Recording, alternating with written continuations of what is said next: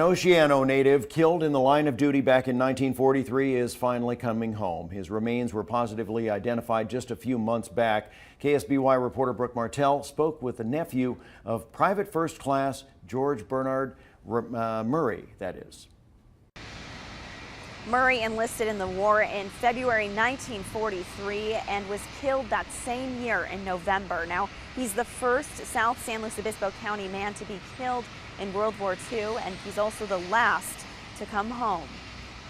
I'd come in here and look at his picture and say, we're going to find you. You're going to come home. Linda Austin, the curator of the Oceano Depot, has made it her mission to bring Private First Class Marine George B. Murray home. Working closely with George Winslet, Murray's nephew, and a branch of the military that works to locate missing military personnel. Murray was killed in the Battle of Tarawa, a battle that local historian and author Jim Gregory describes as horrific. Even though Tarawa is very small, the resistance was very fierce, and the Marines made a lot of mistakes, such as calculating what it would take to get a Higgins boat over the reef. After seeing a news story, Austin called the Department of Defense in 2010, looking for answers of Murray's whereabouts. I said, we have a missing man from our community on Tarawa.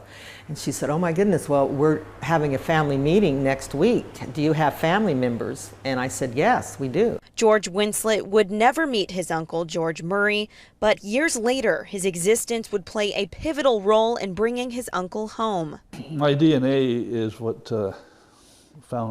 identified him. On June 6th, the call that Winslet had been waiting for. Murray had been located on the island of Oceano.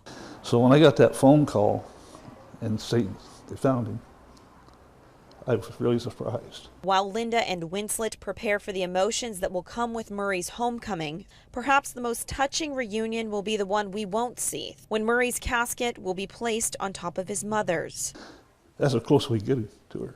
Now, after 74 years, we can put them together again.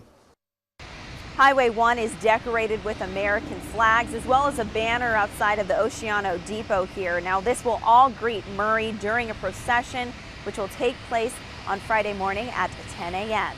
In Oceano, I'm Brooke Martell, KSBY News. And George Murray's remains will be flown home from Hawaii on Wednesday before he's buried at Arroyo Grande Cemetery on Friday at 11 a.m., we understand.